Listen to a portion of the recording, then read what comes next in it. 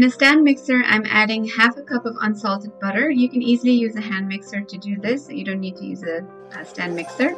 I'm just giving it a quick stir in the mixer to just make the butter a little bit soft.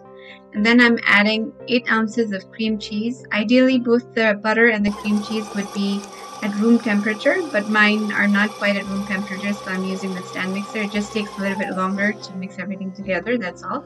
If your butter and cream cheese are in room temperature, it's just easier to mix. It'll take a little bit shorter to do. So once in a while you're mixing the butter and the cream cheese, make sure that you scrape the sides and the bottom just to make sure that everything that's stuck to the side and the bottom gets incorporated in the mixture. So I'm just gonna mix this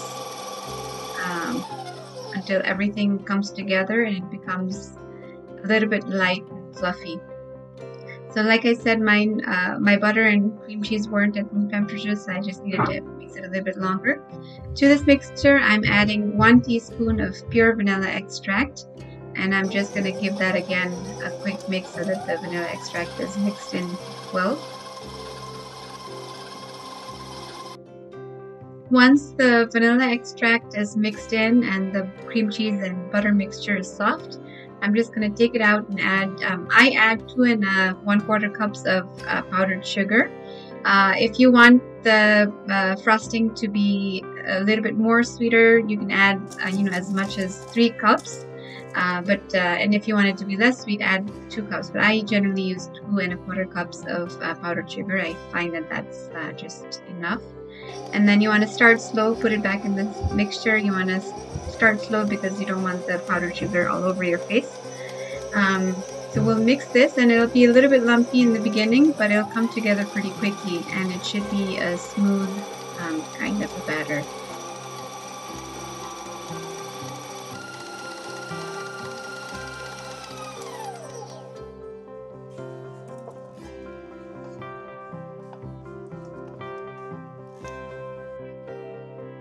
So you want to keep mixing the sides and the bottom as you go along, and once you have a mixed, well incorporated batter, then you add half a cup of cocoa powder.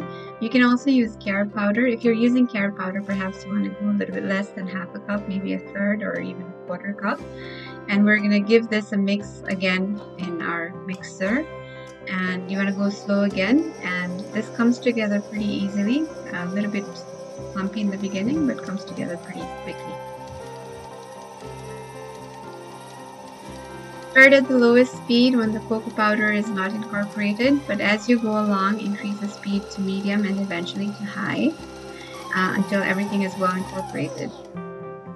So once that's done, I'm going to take this out of my mixer, and this frosting looks pretty much done, but I do want to give this one last mix to make sure everything is well incorporated. So I'm mixing everything together, and as you can see, our cream cheese frosting, chocolate cream cheese frosting, has come together pretty well. It's a pretty thick frosting, and it's pretty stable as well, great for piping and even for cakes.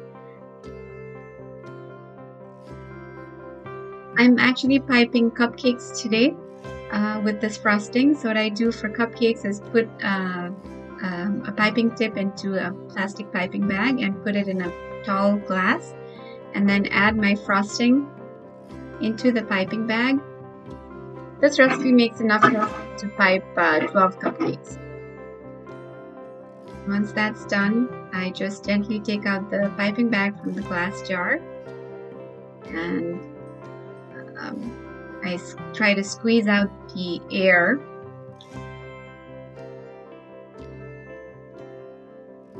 And once I can see the frosting coming out of the tip, that's ready. And here I'm making rosettes. I'm using a Wilton 1M piping tip to make these nice, beautiful chocolate rosettes on a chocolate cupcake.